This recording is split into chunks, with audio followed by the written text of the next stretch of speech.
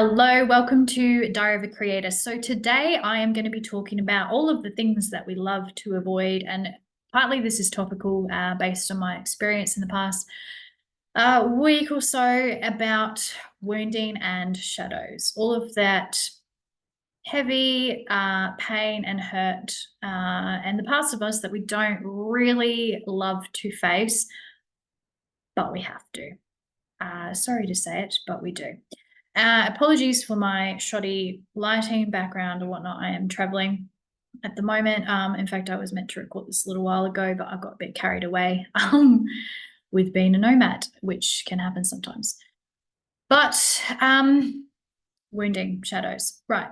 So where I really wanted to start with this today was from a reel that I listened to from Bashar, which is just hits it at its core, honestly, where someone asks him about manifesting, getting what you want in life, and about vibration and vibrating at the energy of what you want, which is quite a common thing to hear when it comes to creating from the heart and taking that soul path. And his response was that you are already vibrating at the frequency of what you want. It is about the blocks that get in the way and almost the disruptions to the frequency that are what are stopping you. So it couldn't be truer what he said, because we are our essence, we are our soul. There's nothing that can take who we are at the very core of who we are away. It's simply who we are. It is like the deep core of our essence, of who we came in as. Now, what gets in our way and what disrupts the frequency is all of the conditioned layers and the wounds and the hurt and the pain that we almost stack on top of our essence. And these are what, one, stop us from actually being able to see our essence and understand our essence and actually understand even our heart and what we want in life. But they also are what disrupt us from believing that we can have what we truly want. And so it's not about vibrating at a frequency or getting yourself up to a frequency of what you want. Rather, it is about removing the parts of you that are blocking you from it. And this is the wounding and the shadows. And if you think of the wounding and shadows like big fat brick walls that are in your way, because that is ultimately what they are. Now, what the majority of people on this planet will be doing, because there is nothing worse for the ego than facing pain. It just is like the kryptonite of the ego. And fear. Unfamiliarity, fear, pain, all of that stuff that ultimately can wind up feeling pretty bad is what our ego will be diverting us away from. And so what most people will be doing unconsciously is running away from the wall. So they will be trying to create a path that, instead of going through the wall to get what they actually truly want and understanding their true potential that lies within, they will divert. They'll go, oh, nah, that wall's too much. Let's come back. We're going to go around this way, which is a safe path that we've been on before. And we know we can get through, and we're going to go this way. And it's probably going to put us on a different path, but that's a safer path. We're not going to have to face pain or hurt or sorrow this way. So we're going to go this way. That's what most people are doing. Now, if you think of playing in the game of life, and if you are here as a soul who's come here to play big, like, I'm here to expand. I want to understand what my purpose is. I want to grow. I want to evolve. I want to experience all that there is to experience. To play at that game of life, you need to put both feet in the ring. And in order to put both feet in the ring, there's an acceptance and a willingness that within that ring, there is going to be fear and pain and hurt and sorrow. There is going to be wounding. You can't step into a battlefield and not be wounded. That's just what we have to face. Where in equal measure of the pleasure and the success and getting what we want, there is the pain and the suffering and the evolution and the growth and the lessons that we need to face in order to get to what we want. And in order to get to what we want, we've got to go straight into the brick wall that's in our way, which is the parts of us that we would prefer to not face and not have to deal with and pretend that they're not there. But just because we try and make them invisible, they're not. They're just there. And they will be what are blocking you from getting what you want. So those who have mastered this art of creation, or call it stepping out of the egoic frame of the mind or the matrix and whatnot, there is one thing that they all have in common. They've put both feet in the ring and they have stepped into the game of life. They are not only willing or sitting there vibrating to what they want, they are also standing and facing head on their wounds, their pains, their deepest fears. They are stepping straight into that and they are doing the work to knock that wall down. There is no one that is exempt from that. Anyone who you have seen go on to create amazing things that defy logic or whatever have done this. This is the game of facing ourselves. And so I wanted to talk about this because my wounds and walls have very much been rattled or come up this week. And these are my brick wall. My biggest brick wall is rejection. Always has been. It's about, there's a deep-seated fear within me from my wounding of not being validated for who I truly am. And through that regard, what I then do when I am in my ego is I hide parts of myself and I fit. And I do everything unconsciously to try and not be rejected. But the funny thing is, by doing that, I always end up rejected. So, and I can laugh about it now, except I wasn't laughing a little while ago. Because it's funny, because I actually walked myself straight into it, and I knew that I was walking myself straight into it, and I still did it anyway, which is interesting because that is what will happen when we're on this journey.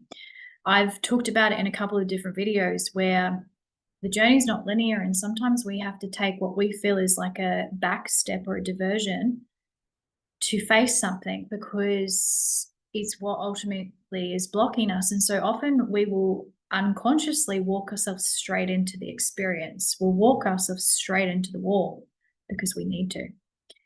And there's been so many differences with how this has come up for me this week. And this wound goes across all areas of my life. It plays out in business as well. Where I am a recovering dissociator, let's just say that, where my diversion, I would run away from the wall, around it, and it was never there. Never there. That's what I did. But I have been over the past few years practicing leaning into the wall and actually seeing it and allowing the feelings that come from it up. And over time, as I've done this and I've leaned into the wound and I've leaned into it, and even across the past few days, it's just been it's okay. I've let it come up. I've allowed it. It's actually shifted out quicker, like way quicker. It's actually surprising to me as well. Now, I've been working at this for a little while too, so just to kind of bear that in mind. But there's a really magical thing that happens when we lean into the wound, because when you can lean into the wound or the part that is blocking you from getting what you want, often we will face that part of us with absolute frustration, which I'm not going to lie, that's how I started. Started with my pity party, like, fuck, are we here again?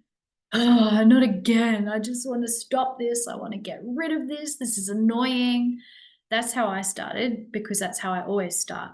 Again, I'm aware that I have those pity parties and that's going to happen. And I allow that dialogue to go. And then eventually you kind of lean in, you feel the pain, it brings it up, you see, you reflect on what happened. You look at, how is this situation the same as what's happened before? What were the signs? What is the fear that sits underneath this? What am I truly avoiding? You start to kind of unravel the wound and you realize that it's just the most silliest thing ever, right? Because a lot of our wounds will be protecting us from something happening, yet the wound is what makes it happen. Interesting. Because my wound is on rejection. Now, the way the wound will work for me when I'm unconscious, so my ego is driving the show, I'll hide. It'll hide me because I've deemed me will be rejected. But the only thing that can ever be rejected through doing that is the wall that I've put there, right?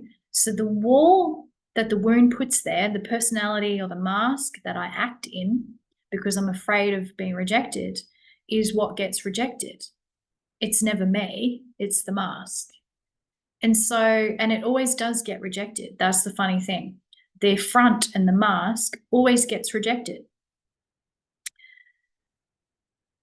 It's a bit weird, isn't it? Right? Because if you really break that down and think about it, the truth of it is that the true me is never experiencing the rejection because I've put the mask on, but I'm thinking it's rejection. But people can only ever reject what you're giving them. And it's just, if you really sit and revel with your wounds, you'll come to realize that yours are doing the same. That the wall and the wound that is there it ultimately is such a fallacy that pulls us into, it's there to try and stop what we're afraid of happening, yet by its definition, it makes it happen. And this is the magic that happens when you actually sit in and allow the wound to be seen, which is what I've done. And now I'm laughing at it because I have moved through it.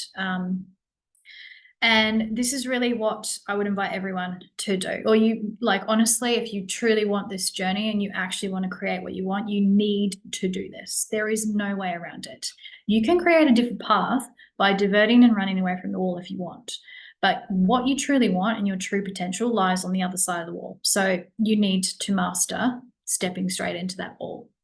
And you'll get to a point as well where you have an ability to hold that pain and that wound as just like a part of you, at the same time as holding a different part of you.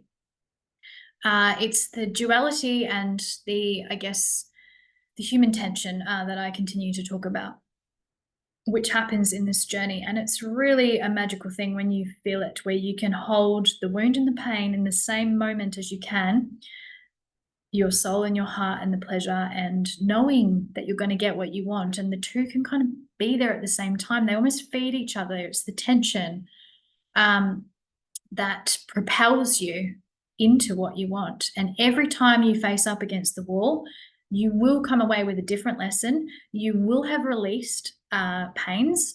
You will have knocked a few bricks down off of the wall. Who the fuck knows how many times you're going to have to face the wall? I don't know. I keep facing my walls, but every time they get more and more humorous because I can see them in the light that they are. And so I just want to finish off there with, you cannot get rid of your wounds. They are a part of you. We don't really want to get rid of our wounds because the wounds are our wisdom. They are our teaching. They are our lessons. Yes, they're the part that we don't want to face, but they are what expand us. They are the tension point. They are the low to the high. They have to be there. And the magic is when we take the heat off them and see them as what they are. They're a scar. They're a wound. They're a part of us that we've experienced that hurt us. They don't need to take up 100% of our energy. They don't need to divert us. They can still exist and be there, and we can still be going for what we want. They are what make us perfectly imperfect humans. It is part of the journey. They are wounds, they are scars. See them as that, a scar, rather than like taking up your entire physical body. And the more we go into that work and we push up against the brick wall, the more you will notice that and you will see that and go, this is just a part of me. This is just a narrative. I also have other narratives that are far more supportive, and I will give that narrative a little bit of time to process out. And once I've done that, all right, okay, bye, let's go. And then you'll probably face another brick wall and you'll go back around again. But each time you're going around, you are propelling forward. And just remember that and know that. And that was probably a lot of waffle, but that's just been my experience this week. And I hope that helps. Okay, bye.